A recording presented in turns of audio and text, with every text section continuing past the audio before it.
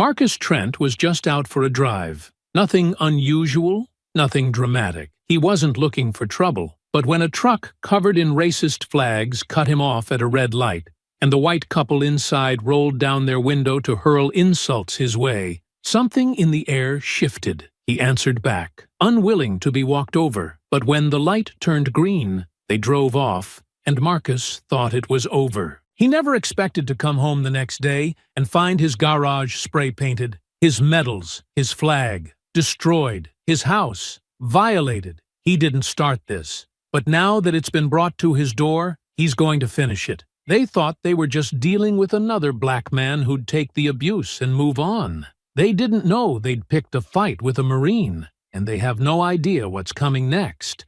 Before we go any further, comment where in the world you are watching from and make sure to subscribe. The sun hung low behind the ridgeline, spilling molten gold across the roofs of the suburban neighborhood like it was trying too hard to make the world look kinder than it was.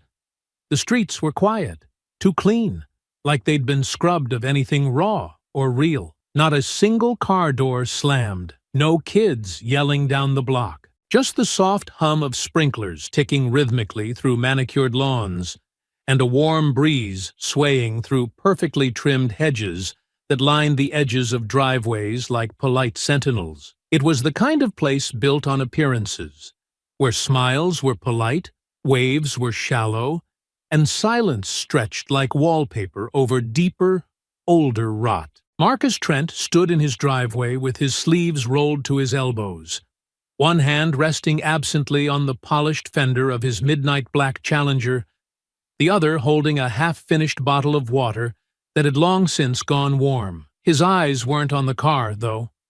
They never really were. They were on the row of houses across the street, the ones with flags posted just a little too proudly, the ones where neighbors gave nods instead of greetings and locked their doors a beat too fast after waving. He didn't blame them.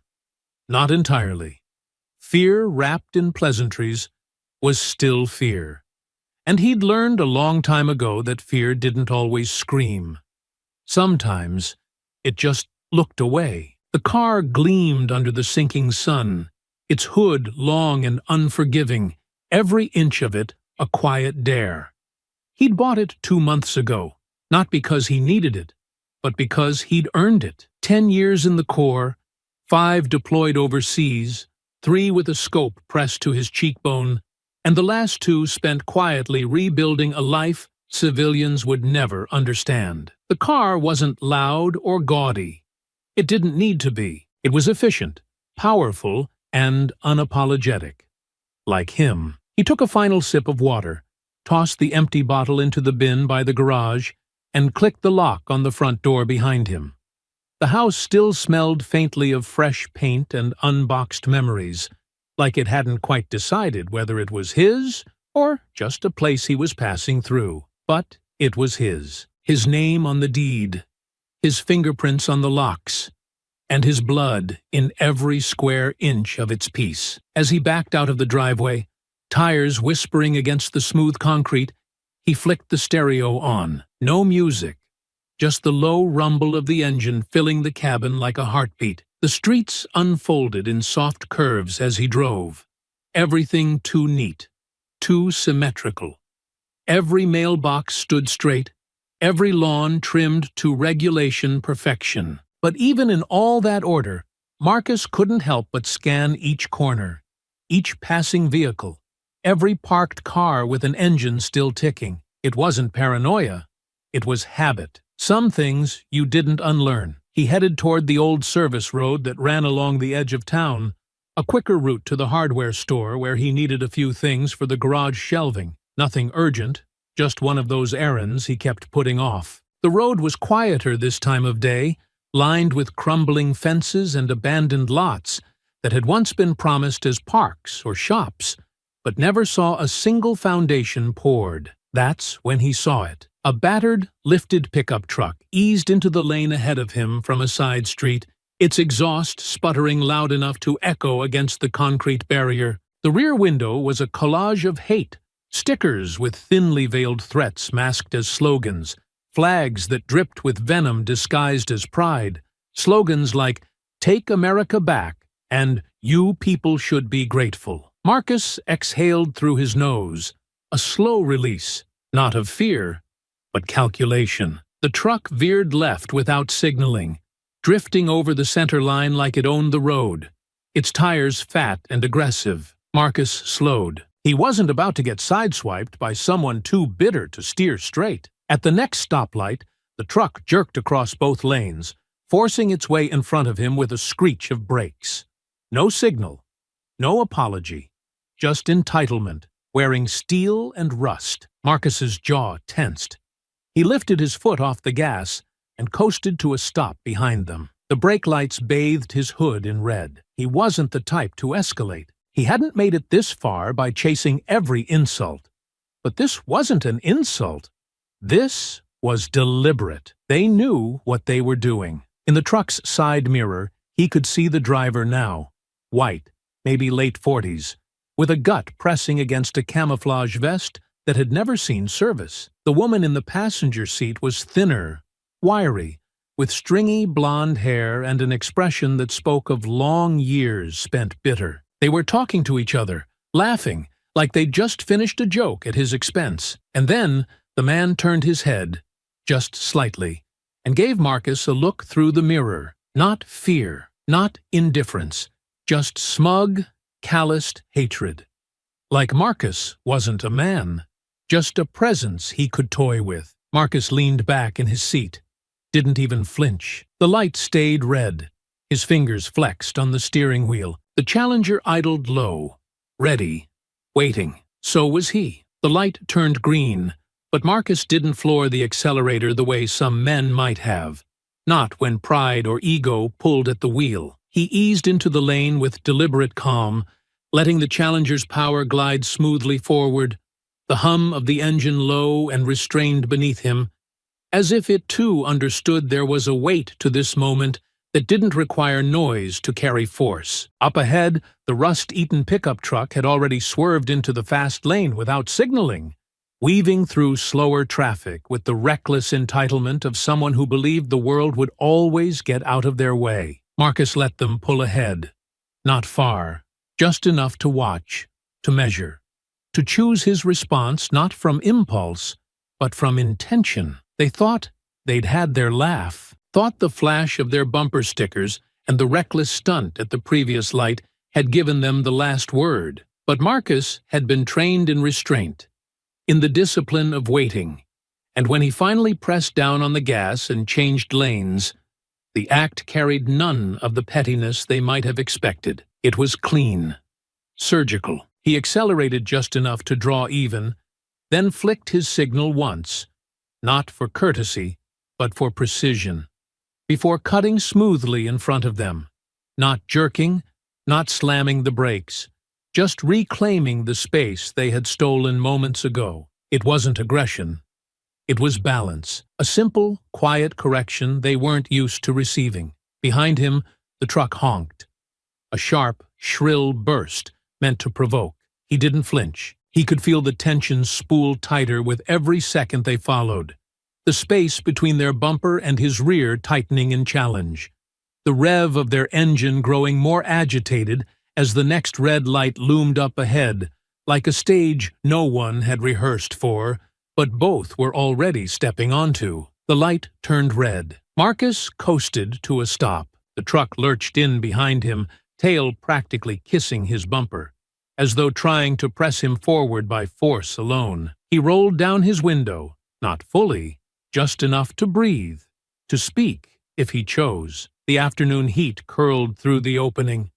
Tires hissed on the asphalt. Somewhere in the distance, a lawnmower buzzed like a dull saw. Then came the sound of their doors swinging open. He didn't move at first, just turned his head, eyes following them in the side mirror. Doug stepped out of the truck with the kind of gait Marcus had seen too many times before.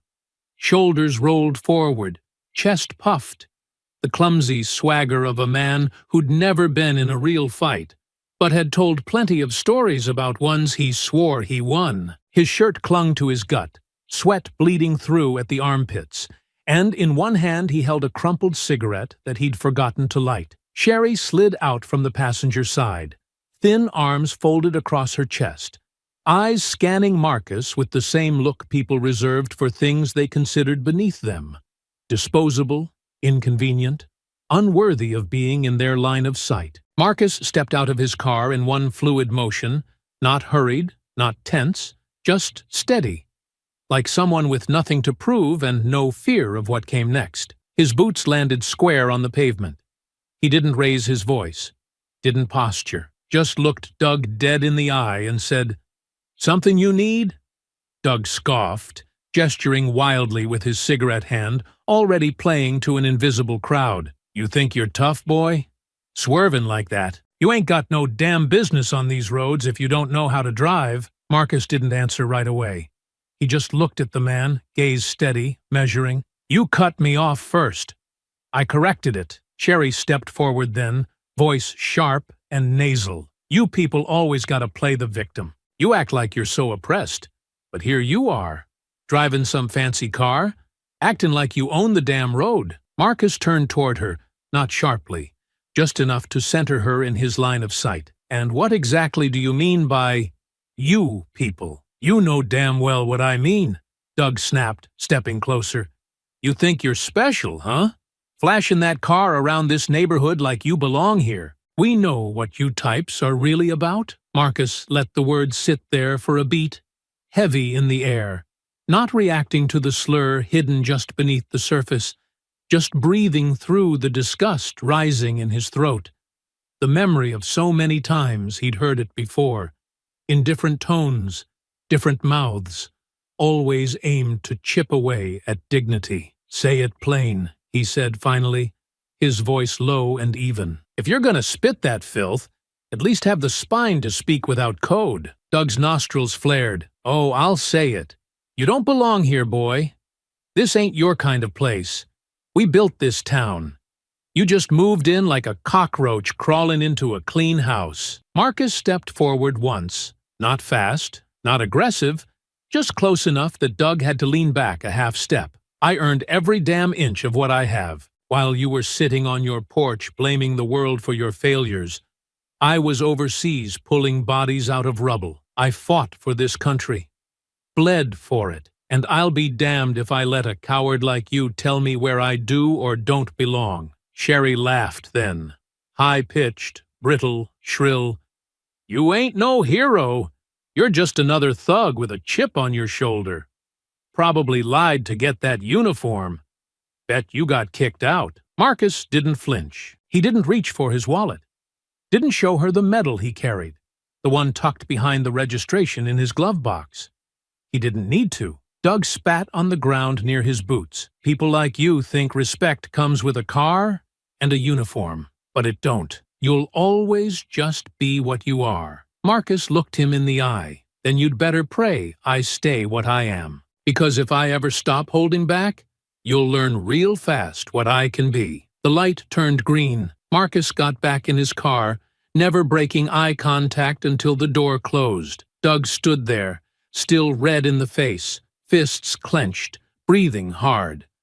But he didn't follow, not yet. 10 minutes later, the tires eased back into his driveway with a soft crunch, the low rumble of the engine tapering off as Marcus shifted into park and sat still for a moment, one hand resting lightly on the steering wheel, the other brushing over the key without turning it just yet. The light outside had begun to soften, shadows stretching long across the lawn, the heat of the day still clinging to the pavement in slow, shimmering waves. The neighborhood remained quiet, unnaturally so, like it had been holding its breath since he left. He glanced once toward the house, eyes moving across the porch, the blinds in the front window still half drawn, the garden hose coiled neatly near the steps, untouched since the morning. Nothing felt out of place.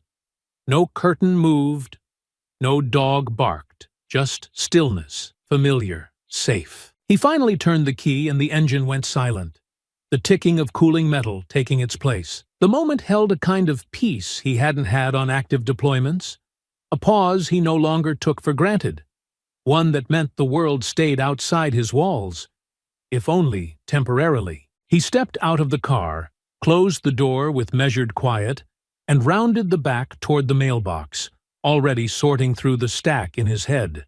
Some bills, maybe another flyer about that HOA meeting he hadn't decided whether to attend. He was halfway across the lawn when he heard it. That unmistakable cough of a diesel engine, low and uneven, like a snarl wrapped in rust. He turned. The pickup truck rolled up slow and deliberate, tires crawling against the curb as if savoring the moment, like the street itself belonged to them. He hadn't even seen them behind him. No headlights in the mirror, no shadow in the corner of his eye. They'd followed him the entire way. Silent, careful, deliberate, like hunters, like cowards. Marcus straightened, letting the mail hang loosely in one hand, the other lowering to his side as the truck came to a stop just feet from the edge of his lawn. The engine idled like a threat, growling beneath its own weight. The doors didn't open right away. Instead, Doug sat behind the wheel with both hands gripping it too tightly, jaw clenched, staring straight ahead like he was trying to decide if stepping out would make him more of a man or get him killed. Sherry leaned forward in the passenger seat, her eyes narrowed, mouth already moving before the door even creaked open. Marcus didn't move. He didn't speak, didn't raise a hand or shift his stance. He just waited. Doug stepped out first, slower than before.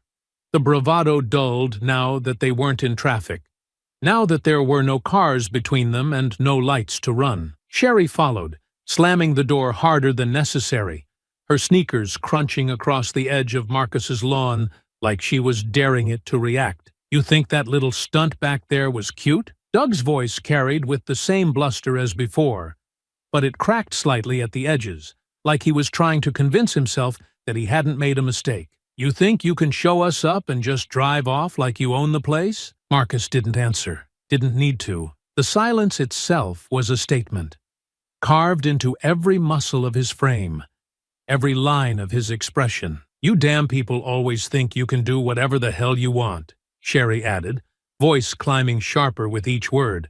"But not here. Not in this neighborhood. We don't just roll over and let your kind act like kings." "You followed me home," Marcus said, voice calm, even, with the kind of controlled intensity that cut deeper than shouting ever could. "You crossed that line." "Not me. We live here too," Doug said, gesturing wildly to the street like that somehow justified the trespass. "We got just as much right to walk this block as anybody." "What? You think you can throw your little Marine card around, and we're supposed to bow? That it?" Marcus stepped forward, one slow stride that seemed to drop the temperature by degrees. "I didn't ask for respect. I didn't ask for anything. You brought this to my house." Doug stepped in to meet him, trying to close the distance, puffing his chest, as if proximity alone could tilt the balance. "You don't scare me, tough guy. You think that buzz cut and a black belt mean anything out here? You're just another angry thug in a nice car." And just like that, the mask slipped fully. No more coded language. No more pretense. Just raw, ugly venom. The kind Marcus had tasted before, overseas, back home, on both sides of the uniform. "You should leave," Marcus said, eyes locked on Doug's, every word deliberate. "You had your performance. Now go." Sherry threw her hands up. "You see this, Doug? You see how they act? Threatening us right on his own lawn. Like we're the problem." Doug didn't move. Something behind his eyes flickered. Pride, rage, maybe the realization that Marcus wasn't bluffing. Maybe something deeper, older, buried under years of thinking men like Marcus were supposed to keep their heads down. Then Doug lunged. It wasn't graceful. It wasn't trained. It was wild, desperate, the kind of swing a man throws when words fail and image feels threatened. Marcus moved as if he'd seen it a full second before it happened. He caught Doug's wrist mid-swing, twisted gently. Not to break, not yet, but to redirect, and used the man's own weight to send him stumbling forward, off balance and panting. Marcus stepped aside, controlled, precise, as Doug nearly toppled over the low hedge lining the yard. He didn't throw a punch. He didn't raise his voice. But when he turned toward Sherry, who had backed herself behind the truck door, the warning in his eyes was absolute. "I told you," he said, voice low. "You don't come to my house." Doug scrambled to his feet, face flushed deep red, chest heaving as he pulled Sherry into the truck. She shouted something about calling the police, about lawsuits, about Marcus being finished. But the engine drowned it out as Doug peeled away from the curb, tires screaming against pavement, rubber streaking the street like a scar. Marcus didn't move until the truck disappeared around the corner. Then, slowly, he turned back toward his house, the mail still clutched in his hand, one envelope torn at the corner, fluttering gently in the breeze like a flag waiting to fall. The moon had climbed higher by the time Marcus finally allowed the quiet of the house to settle fully around him, its pale light drifting through the upstairs window in long, unbroken ribbons that stretched across the hardwood floor like distant memories returning uninvited. He sat in the living room without the television on, without music, without anything but the low hum of the refrigerator in the kitchen and the slow, even rhythm of his own breathing. The mail sat unopened on the coffee table beside his keys, and the house, though unchanged in layout, felt subtly different now, like it had shifted, recoiled, absorbed something that didn't belong. He leaned back into the couch, arms folded,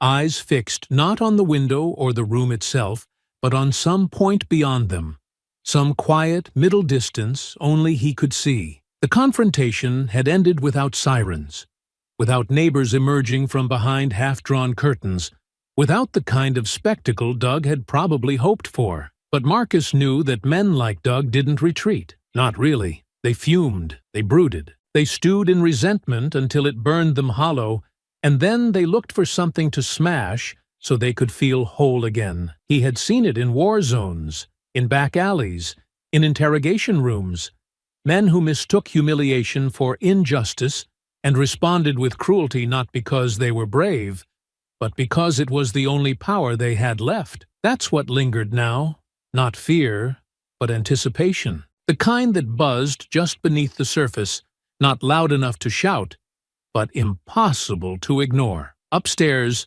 the floor creaked softly under his steps as he moved into the bedroom, pausing by the small dresser near the closet, where a plain wooden box rested beneath a folded flag. He opened it carefully, pulling out the medal from his second tour. A simple bronze star, nothing ornate, nothing flashy, just solid weight and silence. He turned it over once in his hand, running a thumb over the inscription, then placed it gently back in its case. He didn't wear his past like a badge. He didn't need to. But tonight, it grounded him, reminded him that restraint wasn't weakness, that dignity wasn't silence, that peace wasn't something the world handed over freely. It was something you earned, something you fought for, and sometimes something you defended without ever firing a shot. He didn't sleep well. The dreams came light and scattered, flickers of desert heat and distant gunfire, of rooftops and dust, and voices speaking languages he'd once understood well enough to read fear in. When the alarm broke the haze just past 6, he sat up without groaning, feet planted firm on the floor, spine straight. His routine didn't change. 40 push-ups, cold shower, eggs and black coffee. Precision wasn't vanity, it was survival. Long after the battlefield stopped looking like one, he left for work just after 7, driving the Challenger like always, music off, windows down, letting the wind speak in its place. The sun hadn't fully cleared the rooftops when he turned the corner back into his street that evening, muscles loose from the gym, his mind already pivoting toward dinner. He still had some grilled chicken from 2 nights ago and a half-full bag of jasmine rice that just needed 15 minutes and a little patience. He wasn't prepared for the stillness, not the usual suburban kind, the quiet hum of lawn sprinklers or the occasional bark from a dog behind a wooden fence, but a heavier kind, like the street had swallowed its voice, like it was holding back the truth just long enough for him to see it himself. He pulled into the driveway slowly. At first, it didn't register. The garage door looked the same, closed like he'd left it. The front yard was still intact. No broken glass, no smashed window. But then he saw it, the paint.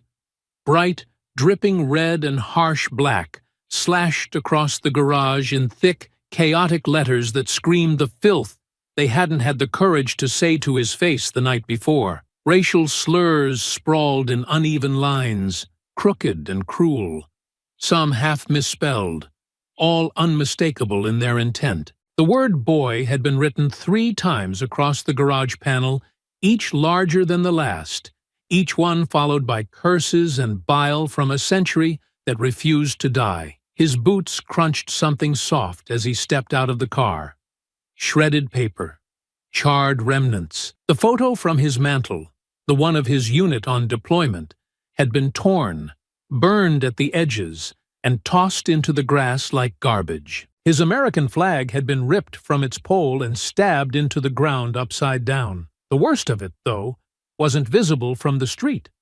His military commendations, meticulously framed, once hanging in a line along the interior garage wall, had been pulled down, their glass shattered, and their certificates defaced. They had smashed one of his medals underfoot, the ribbon torn, the metal bent, like they had wanted to break what they couldn't earn. Marcus didn't speak, didn't shout. He stood there, shoulders still, jaw tight, as the breeze pushed gently against the back of his neck, mocking the heat building beneath his skin. He could feel it. Not rage, not yet, but something colder, sharper, a slow burn rising from his gut to his throat, like a tide he couldn't quite choke down. It wasn't about property. It wasn't even about insult. It was about the message they thought they'd delivered. That no matter how clean his lawn, how new his car, how honorable his service, they could still come for him, still remind him, still try to drag him back down to the image they'd crafted in their heads of what a man like him was supposed to be. But they had miscalculated. They hadn't just defaced his house.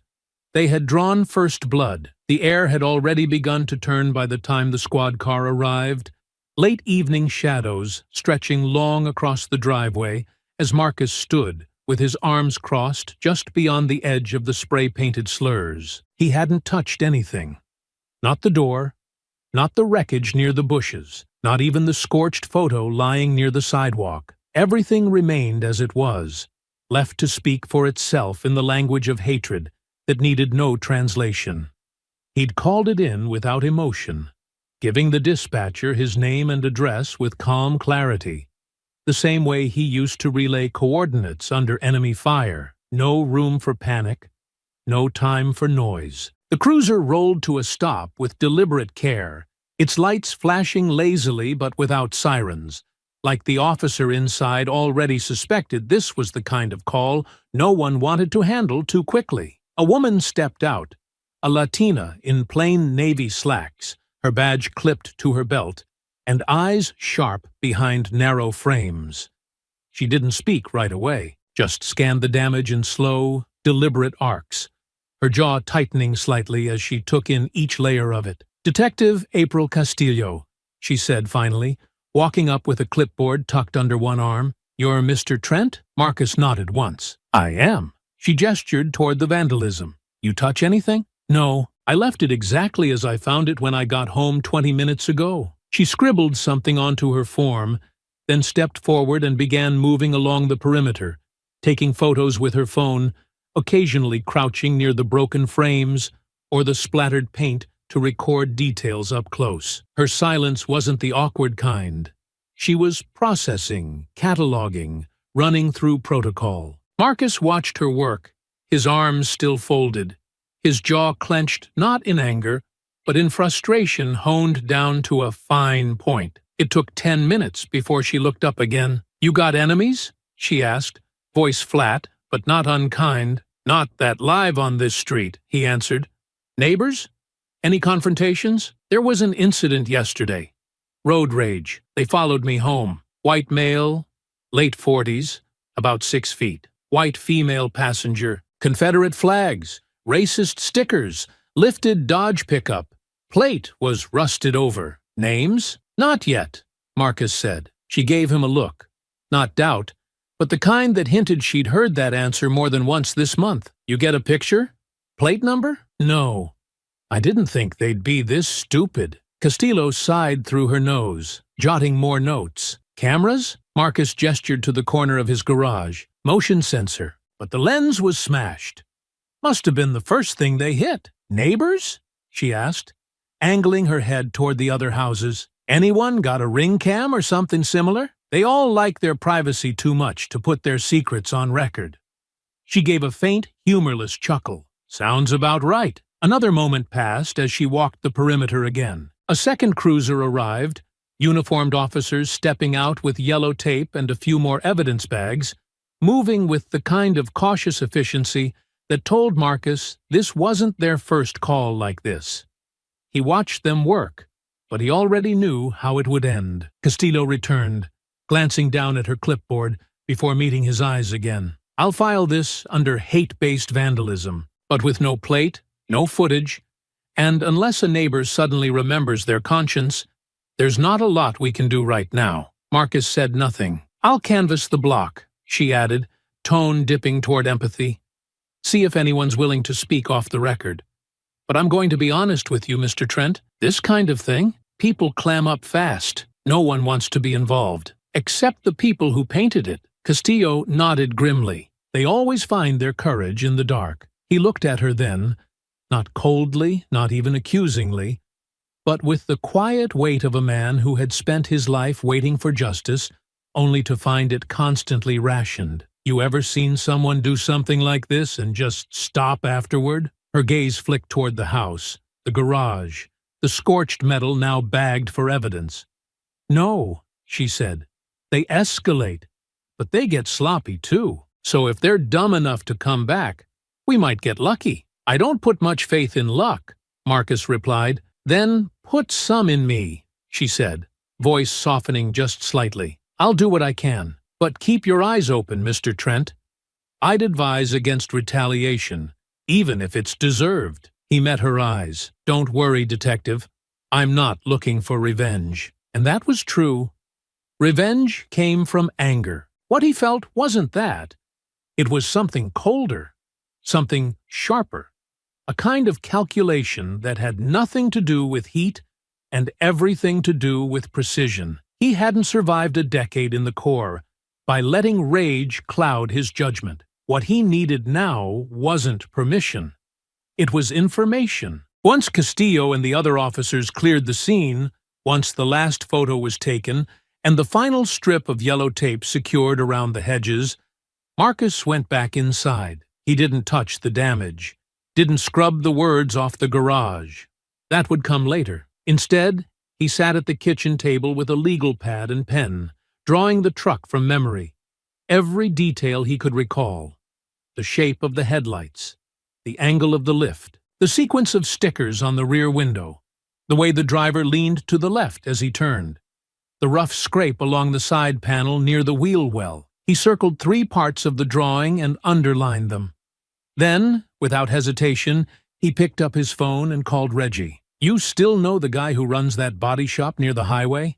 He asked. Yeah, Reggie replied on the other end. Why? I need access to their security footage. Yesterday. Late afternoon, off the feeder road by Eastwood. Looking for something specific? Marcus looked at the drawing again. At the stickers, the flags, the warped metal that would have been hard to miss. Yeah, he said. I'm looking for a truck that doesn't know it's already been seen. The next morning broke over the neighborhood with all the artificial warmth of a manufactured piece. Golden light spilling over rooftops and picket fences like a veil laid across yesterday's wounds. The slurs still stained the garage in blood-red letters, the paint crusting now under the early sun. And not a single neighbor had spoken, not a word, not a glance. The silence had taken on a sharper shape than the vandalism itself. Marcus didn't wait for anyone to explain it. He didn't need an apology to know what was meant by the way they all avoided looking toward his house. The same way you look away from a body in the street when you're afraid acknowledging it might mean you're next. He left early. The garage door stayed closed. Let them see what they'd done. Let them wonder what kind of man would let it sit there untouched. Not because he didn't care, but because he wanted every one of them to live with it, just for a while. By the time he rolled into the back lot behind Reggie's gym, the morning haze was just beginning to lift. The building stood squat and worn between an old tire shop and a boarded-up liquor store. Its steel frame painted over so many times, the color had settled somewhere between gunmetal and stubbornness. Marcus stepped out and rapped twice on the side door, waiting as the bolt slid free. Reggie Jones opened it with the kind of energy that didn't need words, just a look. One glance down the alley, then back to Marcus with the question already in his eyes. Marcus didn't speak until they were inside, past the scent of sweat and iron, past the empty mats and quiet punching bags. They moved into the office, where dust hung faint in the light, and the old fan on the desk rotated in half-hearted turns. "You got the footage?" Marcus asked, already lowering himself into the chair by the desk. Reggie pulled a flash drive from the pocket of his hoodie and handed it over without a word. "I called in a favor from Ramon," he said. "Got everything from the shop next door. Their angle picked up half the lot. There's a camera facing the feeder road, too. Catches anyone pulling in from Eastwood." Marcus slid the drive into the laptop and opened the folder. Grainy footage rolled out across the screen, time-stamped and silent. He fast-forwarded through an hour's worth of empty frames, flickers of passing traffic, a few customers, a delivery van, until something clicked. There it was. The Dodge. Even in washed-out grayscale, it stood out, lifted high, loud in presence even without sound, and unmistakably marked with the twisted collage of flags and hate stickers bleeding across the back window. The driver's door opened. Doug stepped out, his build unmistakable. The same hunched posture, the same exaggerated gestures as he barked something at a shop attendant and waved toward the hood. Marcus leaned in closer. The image wasn't sharp enough to catch a plate, but the first three characters were visible. 7. Not enough for an arrest, but more than enough to start peeling back layers. Reggie crossed his arms, watching. "That him? That's him. What's the move?" Marcus didn't answer right away. He continued watching the footage, observing every frame. How Doug walked, where he parked, the way he leaned into conversations like he was performing, even when no one was watching. Sherry didn't step out of the truck, but her silhouette was there in the passenger seat, head moving, probably talking, probably directing. "I don't want to rattle them," Marcus said finally. "I want to learn them, where they go, what they do, how often they slip. Why?" Marcus didn't look away from the screen. "Because people like this think they're untouchable. I want to remind them they're not." Reggie exhaled slowly. "You want to teach him a lesson, not out of spite," Marcus said, his voice measured, the words chosen with care. "Not out of rage. This isn't revenge. They picked a fight in the dark and thought I'd break like the last man they came for. But this time, they're going to feel what it means to face someone who doesn't move on." Reggie watched him for a moment, nodding once. "You always did play the long game." Marcus clicked through more footage. Another angle showing the truck pulling out an hour later, turning west toward the industrial park. "Tomorrow, I'll start tailing him," Marcus said. "Different car, no close following, I'll keep a log. Patterns, contacts. And then," Reggie asked, though his voice carried more curiosity than concern, "then I'll decide." Reggie nodded again, slower this time. "You want backup?" "Not yet. This part's quiet. Eyes only." Over the next several days, Marcus moved through town like a shadow. No uniform, no car anyone would recognize, just a beat-up silver sedan borrowed from Reggie's cousin, and a notebook tucked beneath the seat. He followed from a distance, patient, deliberate. Doug's routines revealed themselves in small increments. A grocery store on Tuesdays, gas station beer runs in the afternoon, Stops at a backlot dive bar 2 nights in a row, where the same cluster of men gathered around a rusted fire pit, with their sleeves rolled up and their ignorance rolled deeper. Marcus never approached. He simply watched. Logged timestamps, noted license plates, watched who Doug shook hands with, who he avoided, how long he stayed in one place. Every piece of information was stacked into a file that slowly began to shape something larger than just an address or a name. He wasn't building a case for the police. He was building clarity for himself, first and foremost. Doug wasn't just a man with a chip on his shoulder. He was a man who had gotten away with this before. The casual confidence in his gait, the familiarity with where to go and who to see, it all pointed to history. He'd done this. He'd hurt people, and the town had let him. But this time, someone had been watching, and this time, the silence wouldn't hold. By the end of the week, Marcus knew more about Doug and Sherry Mallon than their own neighbors did. Where they shopped, who they drank with, what time they left the house, and what time they dragged themselves back. The truth wasn't surprising. They were creatures of routine, driven more by ego than need, tethered to familiar places and people who nodded along to their ignorance because it made them feel less alone in it. They didn't think twice about the noise they made, the words they spewed, or the faces they sneered at from their rusted throne on 4 wheels, because no one had ever made them think twice. Until now. So when Marcus spotted their truck behind the old bait shop, parked crooked under a sagging live oak, no cameras, no foot traffic, he knew it was the right time. Not because his patience had run out, but because silence only taught so much. Sooner or later, consequences had to speak louder. They were alone. Doug leaned against the tailgate with a cheap beer in hand, legs splayed wide like he thought it made him larger. Sherry sat on the bumper, picking at her nails, wearing sunglasses despite the overcast sky. They looked relaxed, unbothered, like the world still bent to them and always would. Marcus stepped out of his borrowed sedan and crossed the gravel lot without a word, boots crunching beneath him in deliberate rhythm. The couple turned as one, and Doug straightened slightly when he recognized the face. Sherry pulled off her sunglasses with a smirk that had already soured before it fully formed. "Well, well," she called out. "If it ain't the neighborhood watch." Doug grinned without humor. "You seriously following us now? What? That pretty little house of yours too lonely without someone to blame?" Marcus stopped 6 feet from them, shoulders squared, posture still. "You wanted to be seen," he said quietly. "So here I am, seeing you." Doug snorted. "Man's got jokes." "You drive around in a billboard of hate," Marcus continued, eyes fixed on him, voice steady.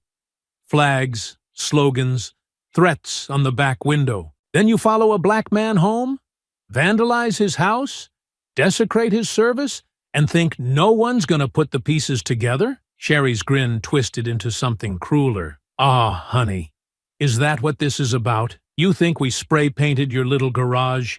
That we smashed up your precious metals?" Doug stepped forward, arms out. "You got no proof. You think just 'cause we called you out, now we're suspects? That's your problem, man. Always crying wolf, always looking for someone to blame when the world don't bend over for you." "You came to my house," Marcus said, unmoving. "You crossed that line, and I'd cross it again," Doug spat. "'Cause it ain't your house. You don't belong there. You don't belong in that neighborhood, in that car, with that flag, that uniform you wore. Just a costume. Just another lie you people put on to act like you matter." Sherry laughed, high and shrill. "You think wearing a uniform makes you one of us? That it washes off where you came from? You're not a Marine. You're not a hero. You're just another stray dog wearing somebody else's tags." Something in Marcus's jaw tightened, but his eyes didn't change. He stood in absolute stillness, the kind that made the air shift, the kind that said there was still room to walk away, even if barely. Then Doug stepped closer, close enough for his breath to mix with the humidity, and muttered the sentence that cracked the world in half. "You want justice?" he said, leaning in. "Go ask your daddy why he didn't teach you how to stay in your place. Oh, wait. Let me guess. He bailed too." The moment that followed wasn't loud. It wasn't fast. It was a silence so complete it rang. And then Marcus moved. No warning, no flourish. Just a blur of movement as his left hand caught Doug's wrist mid-gesture and yanked him forward, off balance, directly into a short, surgical elbow to the jaw. Doug dropped the beer. Then he dropped entirely, knees buckling as his body slammed to the gravel with a dull, breathless thud. Before he could recover, Marcus was on him, not pounding, not screaming, but methodical. One strike to the rib cage, another to the shoulder joint, a final flattening blow to the sternum that left Doug gasping like a fish on concrete. Sherry screamed and scrambled backward, kicking up dust as she tried to climb into the truck. Marcus didn't follow her. He stood, breathing controlled. Stance clean. Doug writhed on the ground, coughing, bleeding from a split lip, his mouth working, but no words coming out. Marcus looked down at him with quiet precision. "You think you can tear down what I've built because you feel small, but the truth is, I don't care about what you feel," he said, voice low. "Not for theatrics, but because it was all he needed. You wanted to remind me who I am. So let me return the favor." He knelt just low enough that Doug had to look at him, blood trickling from the side of his mouth. "I am not your fear. I'm not your scapegoat. I'm not the lie you tell yourself about stolen pride and shifting culture. I'm the man who gives you the warning shot before the world comes knocking harder." Doug tried to sit up, but Marcus placed a boot gently against his chest, not crushing, just enough to remind him he wasn't standing again until Marcus said so. "You will feel this every time you step out of line. Every time you see my face. Every time you look in a mirror and remember the day a man you thought you could break didn't just stand tall. He put you in the dirt." Then he stepped back. Let Doug gasp. Let Sherry sob and scream empty threats from the driver's seat. Marcus turned without a backward glance and started walking away. Marcus turned from the broken mess at his feet with the calm of a man who'd already returned to center. Doug was groaning now, barely able to curl onto his side, his pride shattered even more thoroughly than his lip. And Sherry, speechless for once, stood frozen beside the truck, fists clenched, mouth twisted around a scream that hadn't quite decided whether to come out or swallow itself whole. He didn't look back at them again. Didn't need to. The air was still and hot, the gravel crunching beneath his boots as he made his way back across the lot. Steps measured, posture steady, chest rising with each breath, like it had on 1,000 long walks away from things that could have ended worse. His leg ached slightly from where Doug's boot had grazed it during the scuffle, but the pain was background noise, irrelevant to the precision of the moment. Behind him, the truck door creaked open. He heard it, but didn't react. It wasn't until the engine roared back to life, louder this time, angry, shaken, that he slowed, half-turning, his brow drawing down just slightly. Sherry was behind the wheel. Doug was still slumped against the door, barely upright, bleeding freely. His voice slurred as he barked something Marcus couldn't hear through the growl of the engine. And then Sherry's foot hit the gas. The tires screamed. Marcus moved, not fast, calculated. He spun toward the tree line just off the edge of the lot, knees bending as he dove for cover. But she wasn't aiming for center mass. She didn't need to. Her aim was lower, meaner, messier. The truck clipped him at the edge of his dive, the front corner catching the back of his thigh with a punishing thud that sent pain tearing up into his hip. He landed hard, breath jolting from his lungs as his shoulder slammed into the dirt, gravel scraping across his ribs and elbow. The truck kept going. Momentum carried it in a crooked line past him, tires skidding as she jerked the wheel and fishtailed the tailgate dangerously close to a rusted generator at the back of the lot. The rear bumper slammed against it with a metallic crack, sending sparks into the dust as Doug flailed in the passenger seat, half-conscious. Marcus pushed up from the dirt slowly, dragging his good leg underneath him, jaw clenched as he forced his body upright. Blood streaked down his jeans, warm and wet behind the knee, but nothing felt torn deep. It burned, but it didn't stop him. He turned toward the truck, just as Sherry threw it into reverse. Her expression twisted into something feral. Eyes wide, lips curled back. A snarl that barely belonged to a human. She didn't speak. She didn't need to. Her intent was painted across every twitch of her hands on the wheel. "Come on, Doug!" she screamed finally, slamming the gear shift again. "Get your dumb ass up!" Doug half fell out of the cab, still dragging one leg, and somehow managed to claw his way into the seat. Sherry leaned over and yanked the door shut herself before the truck lurched forward again, spitting gravel and smoke as it tore across the lot, throwing up a wall of dust behind it. Marcus limped into the open, watching them bounce through the exit gate, tail lights strobing through the clouds of grit like the last flare of a dying fuse. He didn't chase. Not yet. He stood there in the heat, in the silence that followed, the roar of the engine shrinking into the distance, the sting in his leg pulsing in time with his breath. His jaw was clenched, not from the pain, but from the clarity. They hadn't just made it personal. They hadn't just taken the step he'd waited for. They'd confirmed everything. This wasn't just racism or cowardice or ignorance. It was violence. Intentional, unprovoked, and escalating. He looked down at his jeans, at the blood beginning to soak through the torn denim, at the smear of gravel embedded in the skin of his elbow. He didn't wince, didn't curse, just exhaled through his nose and reached into his back pocket for his phone. He pulled up the plate number he'd memorized, GH7 2VX. He typed it into the notes. Then he paused. The image of Sherry's face behind the wheel lingered. Not the fear, not even the rage, but the certainty. She'd tried to kill him and thought she could get away with it. Just like she thought they could smear his walls with slurs. Just like she thought his silence would mean submission. They'd come into his space, bruised his peace, and now they were running again. Marcus stood there for a moment longer, the wind catching dust from the departing truck and throwing it in scattered gusts around his boots, the sting of grit mixing with the dull throb pulsing through his thigh. He glanced down again at the blood, dark against the torn denim, already starting to dry around the edges. The pain wasn't sharp.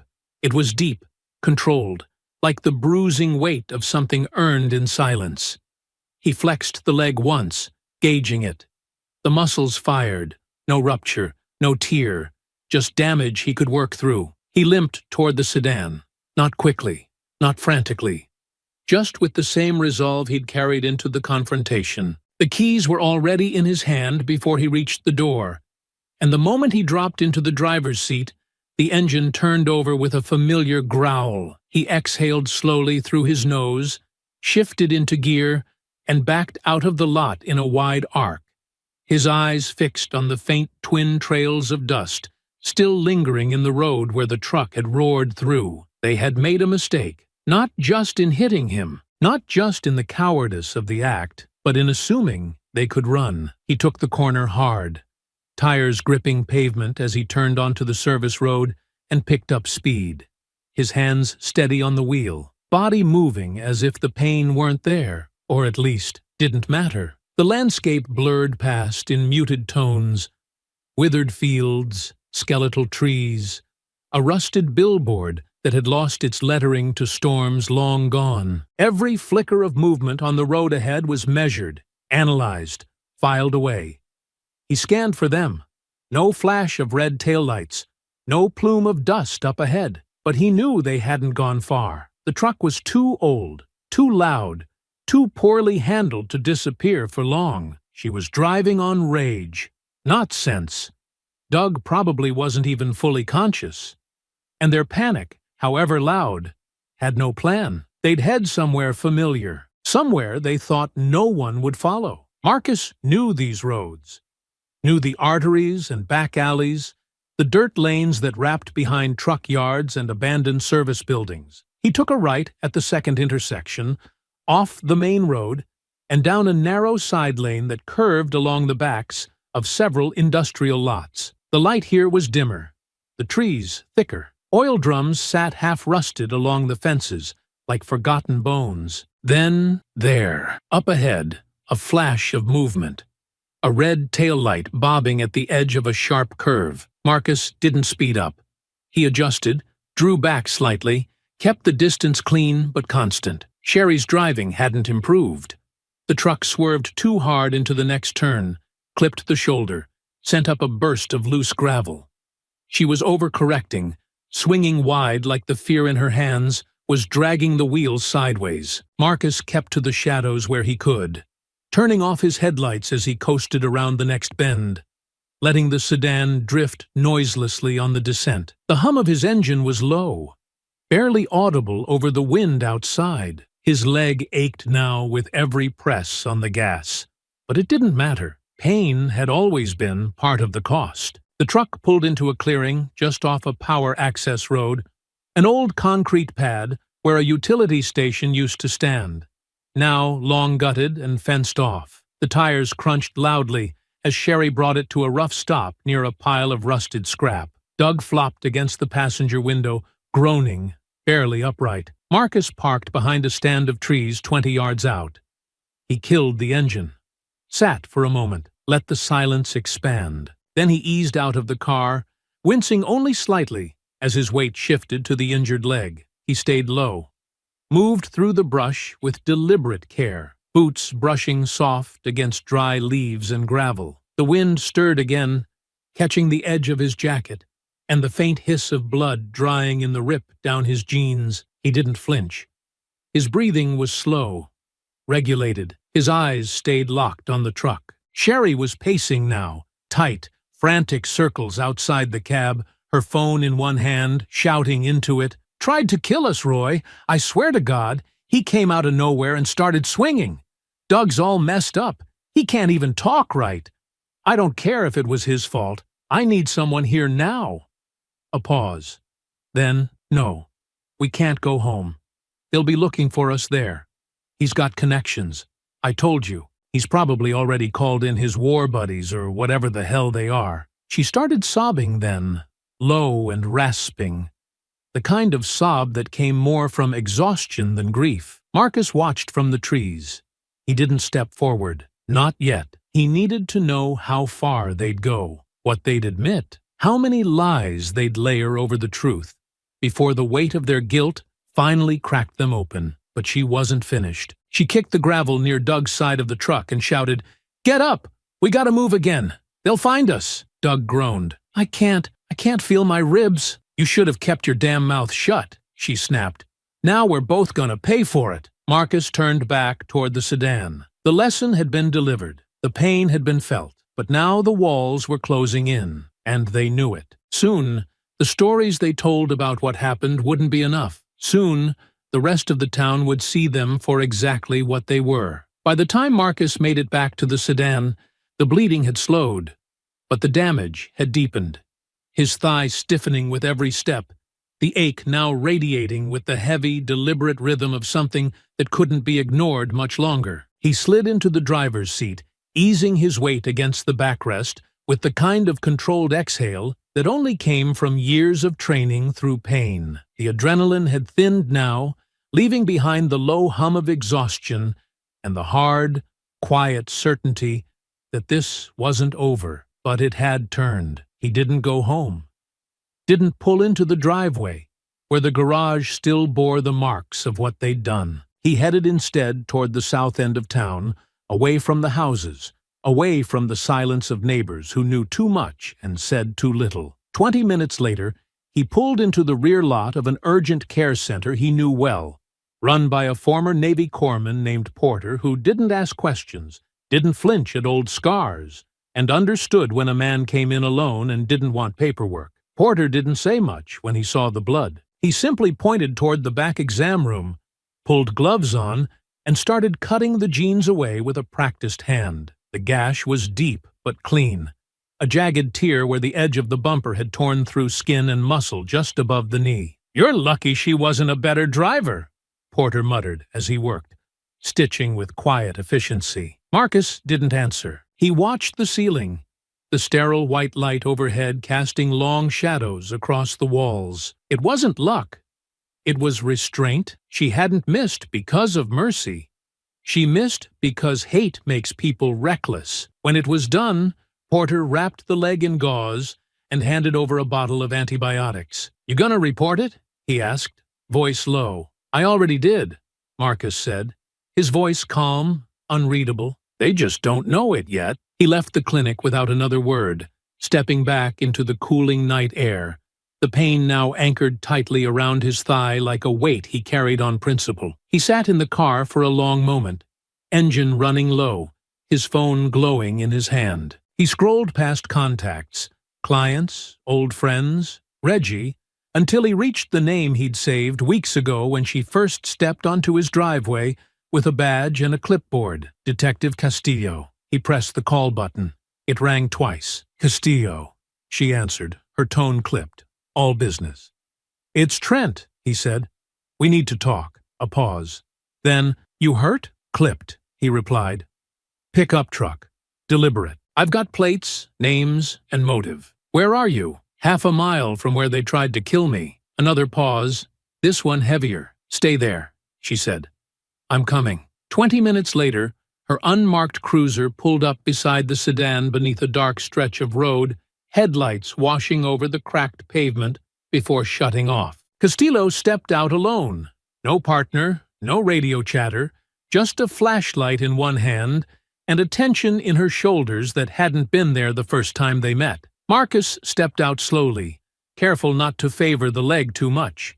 She took one look and muttered, "Jesus, it's stable," he said. "I don't mean the leg," she replied. "I mean the fact you're still walking after what they did." She leaned against the hood of her car, flicking her light toward the roadside brush, as if scanning for whatever ghosts he might have left behind. "Start talking." He handed her a folder. Simple, thin, but heavy with names, timestamps, photos, plate numbers, and a written account of every movement Doug and Sherry Mallon had made in the past week. She flipped through it silently, eyes narrowing. This is detailed. It's what happens when you're trained to study targets and someone gives you a reason. She paused at a photo. The truck's tailgate, plastered with every angry slogan and sticker, frozen in frame at the gas station. Then another, Sherry screaming into her phone while Doug leaned against a dumpster, battered and slumped. "You sure about the license plate?" she asked. "I saw it twice. I memorized it the third time." She tucked the file under her arm. "Attempted vehicular homicide," she said softly. "I could get a judge to move on this tonight." "Do it," Marcus said. She glanced at him then. Really looked at him. Not just the blood-stained wrap beneath his knee, or the lines of exhaustion carved into his expression, but the way he stood, the absolute stillness of him, the weight of someone who hadn't reacted out of rage, but resolve. "You planning to keep chasing them?" "I plan to be there when they stop running." She nodded once. No challenge, no lecture, just a shared understanding that this wasn't about revenge anymore. It was about drawing a line the system kept letting people like Doug and Sherry step over without consequence. "I'll put out a regional APB," she said. "If they're anywhere near this county, they won't stay hidden for long. But you know how this goes. If I bring them in, they'll spin a story. They'll play the victim." "They can spin all they want," Marcus said, stepping back toward his car. "I've got the truth.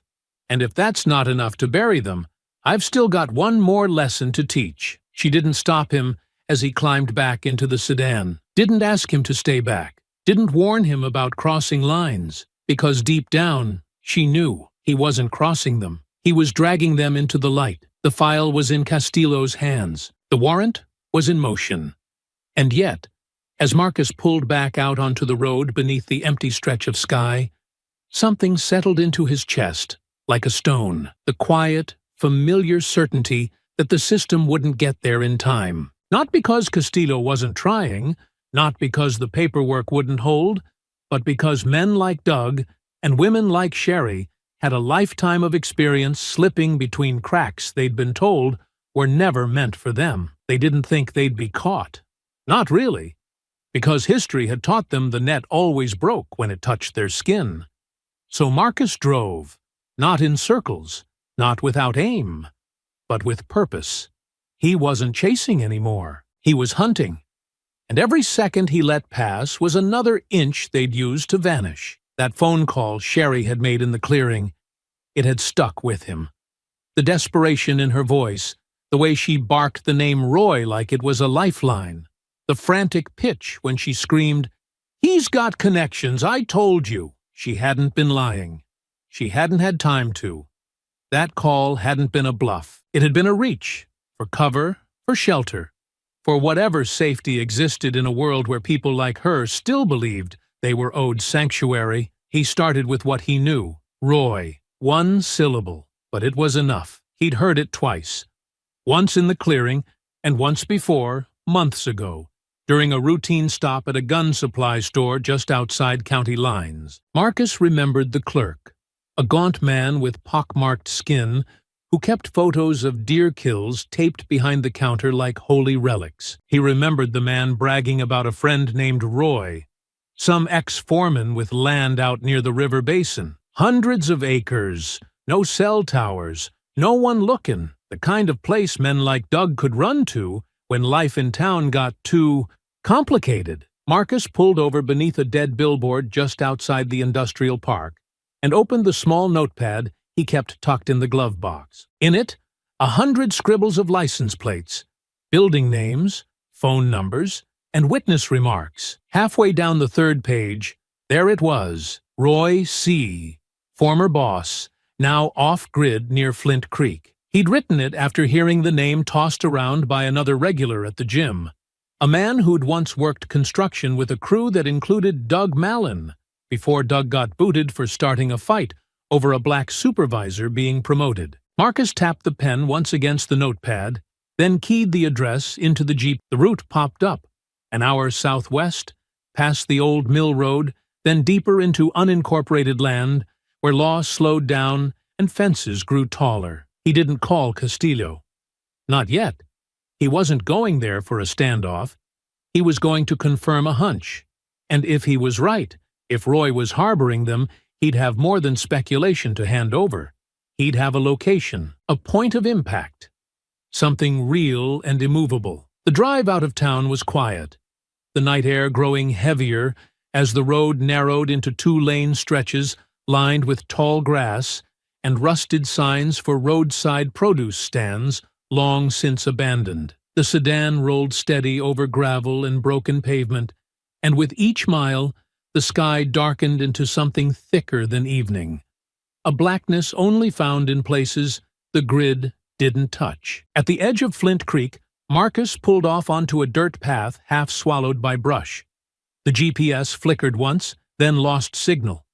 He killed the headlights and coasted forward, engine humming low, tires crunching over roots and packed earth. Up ahead, faint light, dim and orange, a cabin, a fire pit still smoking, and the unmistakable bulk of the Mallon's truck parked off to the side, barely visible beneath a threadbare tarp, and a camouflage net that looked like it had been dragged out of an old hunting shed. He cut the engine. Silence. Then, slowly, he stepped out of the car, keeping to the shadows, boots light over the forest floor. He moved along the tree line, eyes locked on the cabin's silhouette, wood siding, a wraparound porch, one lantern burning inside, swaying slightly in the breeze.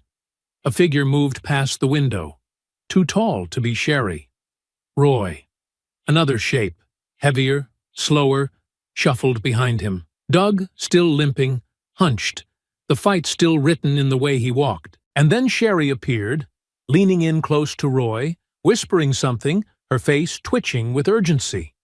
She pointed once toward the back door, gestured again toward the truck, then reached for a bottle on the table. Marcus stepped back into the cover of the trees. They weren't planning to stay long. Whatever safe haven this was, it was temporary, just a stop on the road to somewhere farther out. She was already preparing, already packing. He pulled out his phone. No signal. He walked 20 paces back toward the ridge. Still nothing. He kept walking. At 40 paces, a flicker. Then 1 bar. He dialed. Castillo answered immediately. "Talk. I found them," Marcus said. Voice low, steady. "Flint Creek. Property off the Basin Road.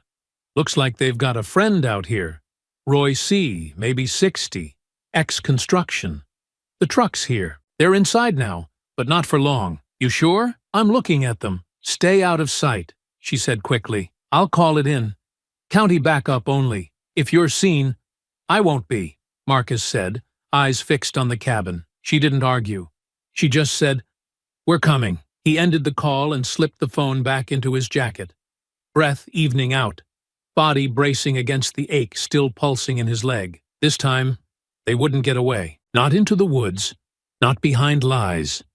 And not before the world saw them clearly for what they truly were. Marcus rose from his crouch beneath the pines with the calm of a man who had made peace with what came next. The pain in his leg pulsed with heat now, sharp under each step.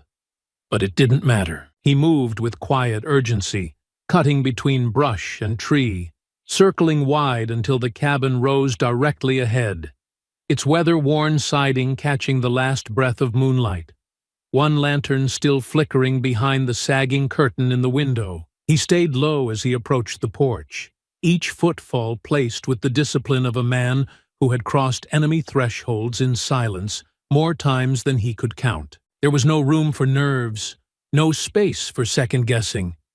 Not now.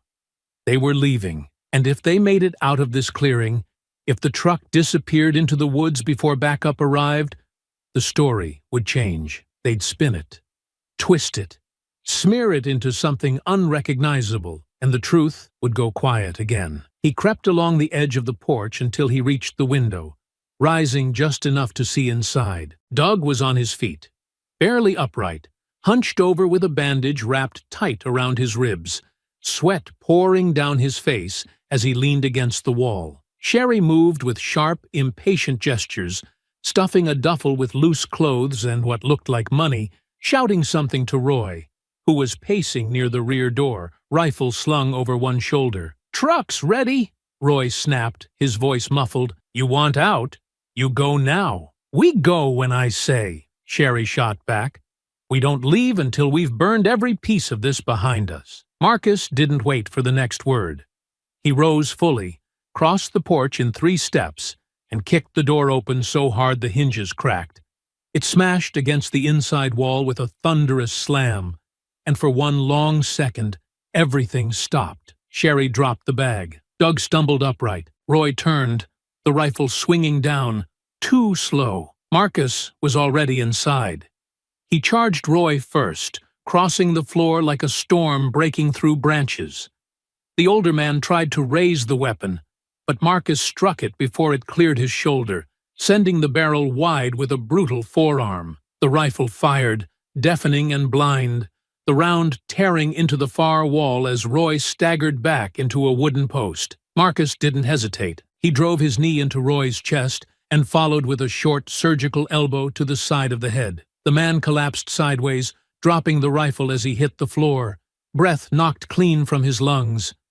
Doug roared, no weapon in hand, just fury.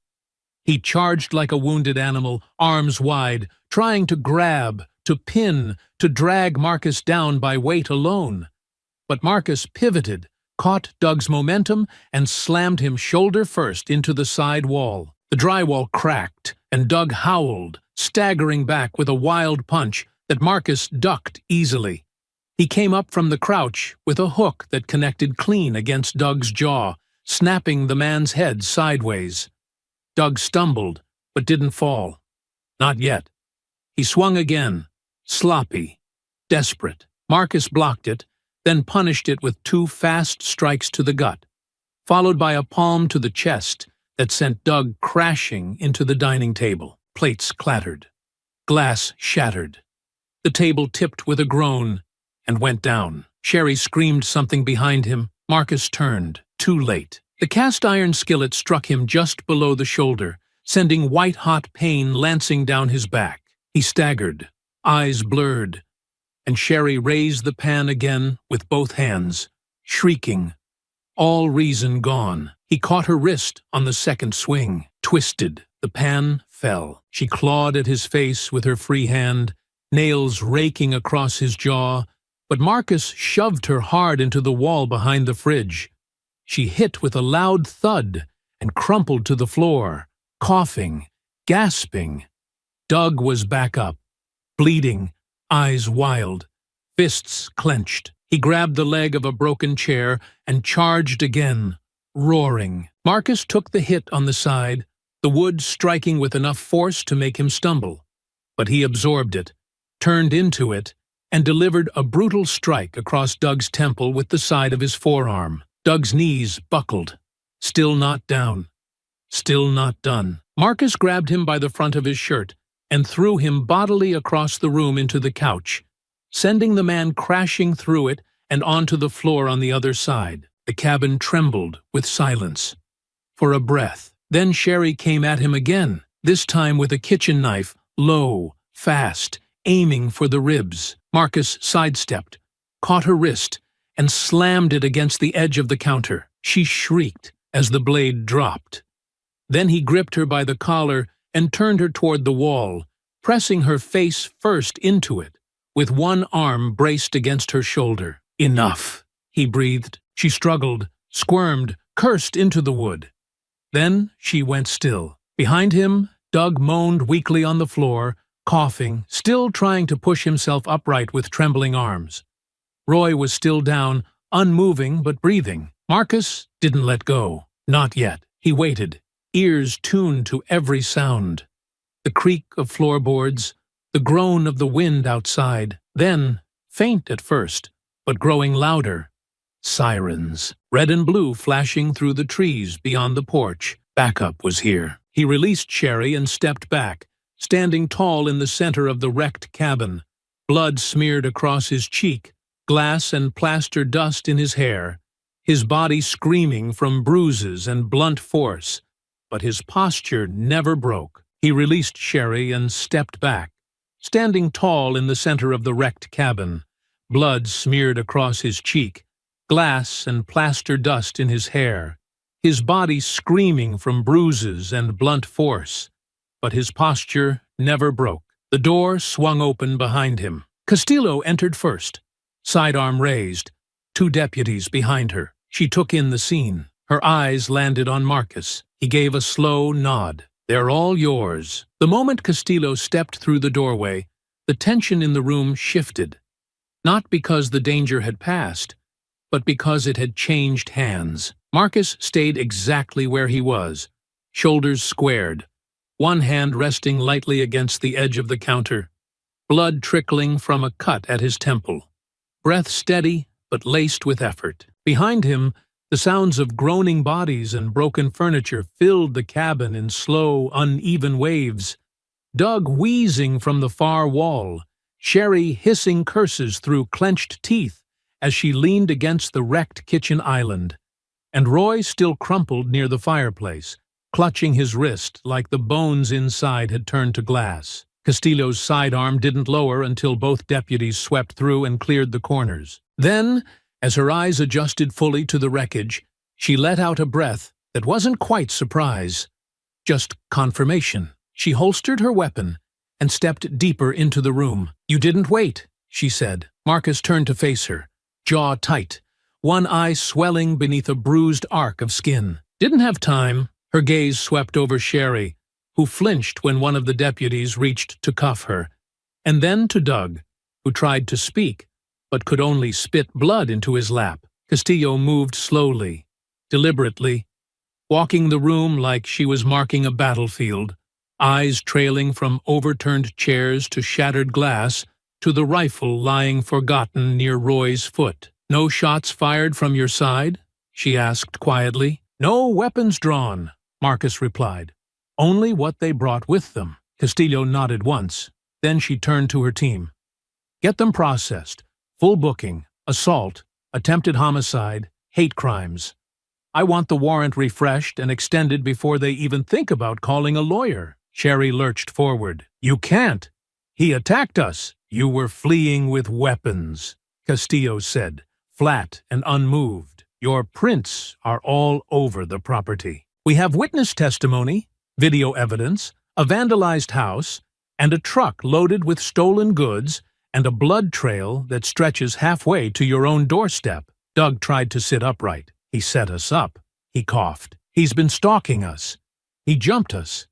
Save it for court, she said, without even looking at him. Where you'll finally find out what it feels like to answer for something. A third cruiser pulled up outside, and another pair of deputies moved in to assist, securing Roy, who barely protested, too dazed to speak. Marcus stayed in the corner, quiet, eyes flicking between the movements, not interfering, not speaking unless addressed. The rage was gone from him now, not replaced by relief, but by something heavier. The mission was nearly complete, but not finished. Sherry twisted toward Castillo as her hands were cuffed behind her back. We were protecting ourselves. He came after us because we stood up for our rights. That's not a crime. No, Castillo said, stepping closer. But attempted murder is. So is hate-motivated assault. So is vandalism of a veteran's home. And the fact that you're still trying to paint yourselves as victims tells me exactly how far gone you really are. Sherry's mouth curled open like she was preparing another shriek, but no words came, because there was nothing left to twist. Doug groaned as two deputies lifted him off the floor, his head lolling sideways as Marcus finally stepped forward, wincing as his weight shifted onto the leg Sherry's truck had clipped days earlier. The bandage had soaked through again. The pain had spread, but he didn't complain. He just walked to the porch and leaned against the railing, watching as the deputies began loading the Malins into separate cruisers. Castillo joined him a moment later, standing beside him in silence. It was a long time before either of them spoke. You did what I couldn't, she said quietly. What the system couldn't. I didn't want to, Marcus replied. But they made it clear they weren't going to stop unless someone did. She looked down at his hands, bloodied knuckles, dirt in the creases, fingers still trembling with the residue of force. You going to be okay? She asked. Physically? He shrugged. Eventually. And the rest? He didn't answer at first. His eyes were still on the tree line, where the wind had begun to shift again, carrying with it the faint sound of another cruiser approaching. Then the sudden hush as it came to a stop. The part that gets to me, he said finally, is how many chances they had, how many warnings I gave, how far they had to push before anyone believed me. Castillo didn't respond. She didn't have to. The weight of what he said sat between them like smoke that refused to clear. Another deputy stepped up behind her. We've secured the house. Press is already picking up the call from dispatch. This is gonna go public. Castillo nodded. Let it. The deputy hesitated. They're asking if the suspect was armed. Castillo looked at Marcus, then back at the officer. No, she said, but they should be asking why he had to act alone. The deputy nodded once and returned to his post. Castillo stepped down from the porch, giving Marcus one last glance before joining the officers at the cruisers. The Malins were quiet now, finally subdued by the gravity of their own unraveling. Doug hung his head against the window. Sherry stared forward, mouth set in a stiff, bitter line. But the eyes were hollow. She knew. Everyone would know. Marcus remained on the porch, eyes steady, body aching, breath slow. Justice didn't always come with celebration. Sometimes it came bruised and quiet, wearing the face of a man who refused to let hate keep breathing. The news broke before sunrise. By the time the Malins were processed and locked behind holding cell doors, their names were already threaded through every local feed, their faces captured in grainy snapshots taken from behind cruiser windows, eyes swollen, shirts bloodied, expressions stripped bare of the smugness they once wore like armor. The story moved quickly, first as a local bulletin about a cabin raid, then as something heavier, something uglier, something true. By mid-morning, every screen in town flickered with footage of the Malins' arrest, paired with headlines that didn't pull punches. Racist couple arrested after attempted hit and run on decorated veteran. Veteran takes down suspects in hate crime spree. Locals speak out.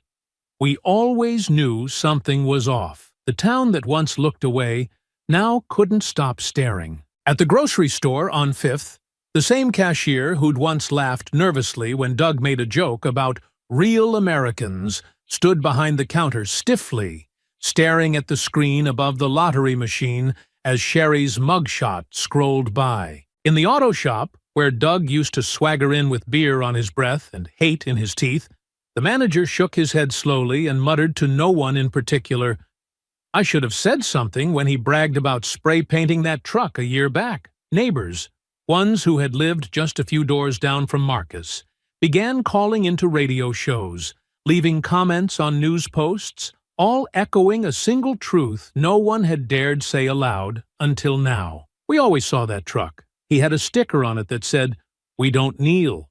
Another one with a noose and a flag. It was disgusting. They came into my diner once and made a scene because I had a Black Lives Matter pin on my apron. It came not as a flood, but a quiet, relentless wave. People remembering, people rethinking, people realizing what it meant that they had seen that truck, those flags, those slogans, those smug glares, and said nothing. That they had crossed the street, lowered their eyes, bit their tongues. Now, the town had no more room for silence. Marcus watched it all from his living room, leg elevated, a deep, pulsing bruise wrapped in fresh gauze beneath his jeans. The house had been cleaned, the garage repainted, but he'd left one slur uncovered behind the trash bin, not out of oversight, but as a reminder, a scar the building would carry just long enough to remind him that peace never came easy. The television played low in the background, the volume barely above a whisper. Castillo was speaking now, her voice steady, firm. The backdrop behind her lined with sheriff's office banners and press microphones. "There is no scenario," she said, "where it is acceptable to chase a man down in his own town, in front of his own home, and expect the system to look away. There will be charges, and there will be justice." Marcus leaned back against the couch cushions and let the words sit. It wasn't pride he felt. It wasn't satisfaction. It was stillness, the kind of stillness that came after everything had been broken, after the smoke cleared, and the wreckage could be seen for what it was. He hadn't wanted a spotlight. He hadn't needed the headlines. But now that they were here, now that the world had been forced to see what he'd carried alone, he didn't flinch. His phone buzzed with messages. "Reggie, saw the press conference. You handled it. Proud of you, man." Porter, "Got a dozen vets ready to stand with you if this thing drags." Even Castillo had texted once, late last night after the booking. "They'll spin. Let them. The truth will hold." And it did. The town didn't rally to the Mallons' defense. There were no protests outside the courthouse, no donors coming forward to cover bail, no sympathetic op-eds trying to reframe their story. There was only distance, people crossing streets when they passed the Mallons' names, former friends unfriending, deleting, blocking, and walking the other way. Even Roy's property, once a quiet haven, had been cordoned off with tape and marked for further investigation. Trespassing, harboring fugitives, accessory after the fact. Charges stacked like cordwood. Marcus stepped outside later that evening, just as the sun dipped behind the houses, casting the neighborhood in long shadows that finally felt like they were beginning to lift. A few houses down, the same man who had once turned his back on the night of the vandalism gave a silent nod as he dragged his trash to the curb. It wasn't a gesture of redemption. It was one of recognition, and that was enough. The wind passed over the rooftops in a long, low exhale, carrying with it the smell of cut grass and distant barbecue smoke. The silence that returned wasn't empty anymore. It felt earned. He stood for a while on the porch, his legs still heavy, his breath deep, the weight on his shoulders lighter than it had been in weeks. The fight was over, but the message remained. Some people learned the lesson the first time. Some needed to be taught, and others, like the Malins, had to be broken open before they finally heard the truth ringing in the quiet that followed. There are consequences, even here, even now, especially now. The courtroom didn't erupt when the sentences came down. There were no outbursts, no begging, no apologies, just the flat, matter-of-fact cadence of a judge reading names and dates and charges, stacking years like bricks, building a wall between Doug and Sherry Mallon and the world they had tried so hard to poison. 22 years, consecutive, no parole for the first 15. Doug stared at the floor, hands slack on the table. Sherry said nothing, her mouth pressed into a thin, trembling line, as her eyes drifted toward the window, like she could still imagine a way out, if only she looked far enough. They weren't looking at Marcus. They hadn't for a while now. He sat in the back row of the gallery, braced by silence, his posture steady, his presence calm. He hadn't come for closure. He'd already taken that in the cabin. What he came for was completion, so that the system would echo what his fists had already made clear. He left before the press could descend. Outside, the air was sharp with early October wind, the courthouse steps awash in camera flashes and murmurs from townsfolk who weren't whispering anymore. For weeks, the town had done nothing but whisper, but that silence had cracked wide open. It wasn't just about the assault, or the vandalism, or the bruises that still lined Marcus's ribs. It was about the fact that people had watched that truck drive through their streets for years, dripping with venom, and never once stopped it. Until now. The Mallons' faces were everywhere, on news feeds, in print, discussed in grocery lines and on radio segments, but no one called them victims. No one defended them. And what surprised Marcus most wasn't the justice handed down, but what happened next. The donations started 2 days later. At first it was quiet. A check slipped into his mailbox from someone who didn't sign it. Then a knock at the door from Reggie with an envelope in hand, and a stubborn refusal to take it back. Then the grocery store manager, whose eyes had gone wide when Marcus walked in, came from behind the counter, handed him a gift card, and mumbled, "For everything they ruined." Within a week, Castillo mentioned a local fundraiser that had started without her even knowing. Set up by the high school civics teacher. No speeches, no slogans, just a quiet note on the community board. For repairs. For dignity. For the man who stood when we didn't. The goal was $5,000. It doubled in 4 days. Marcus didn't touch it at first.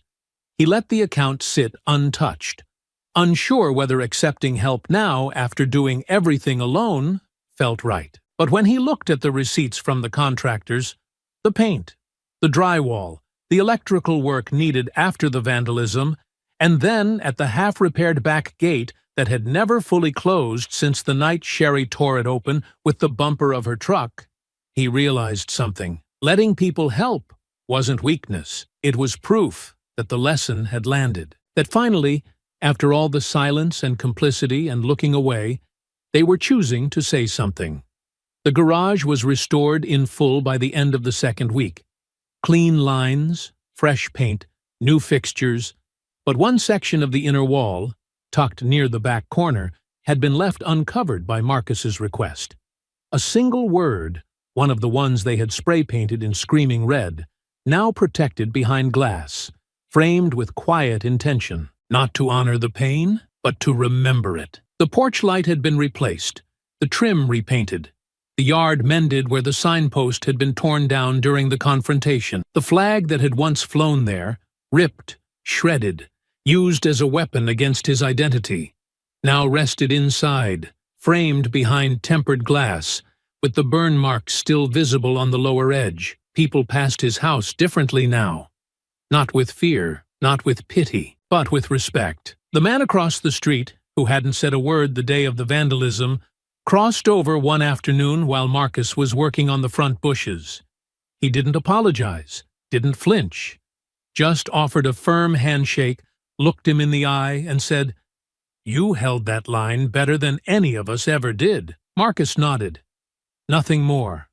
That was enough. He returned to the gym the next week. Reggie didn't make a scene, just tossed him a towel and grinned. 12 rounds on the bag. Before you even think about cardio. Marcus obliged.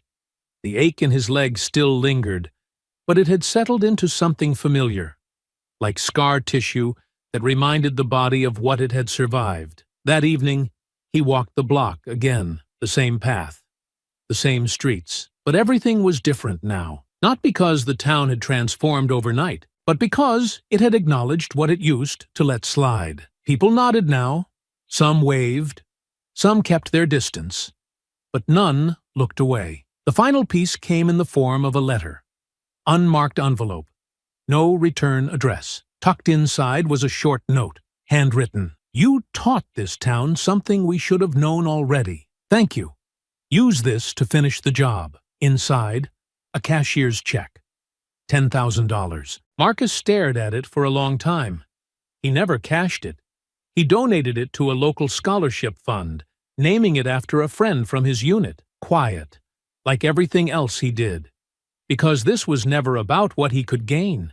It was about what he couldn't allow. As the sun dipped behind the rooftops that night and the streetlights clicked on one by one, Marcus stood on his porch, the wind lifting gently through the trees. His house stood whole again. His silence no longer misunderstood. He turned toward the door, stepped inside. And this time, when he closed it behind him, it wasn't to shut the world out. It was to let peace in. I hope you enjoyed that story. Please share it with your friends and subscribe so that you do not miss out on the next one. In the meantime, I have handpicked 2 stories for you that I think you will enjoy. Have a great day.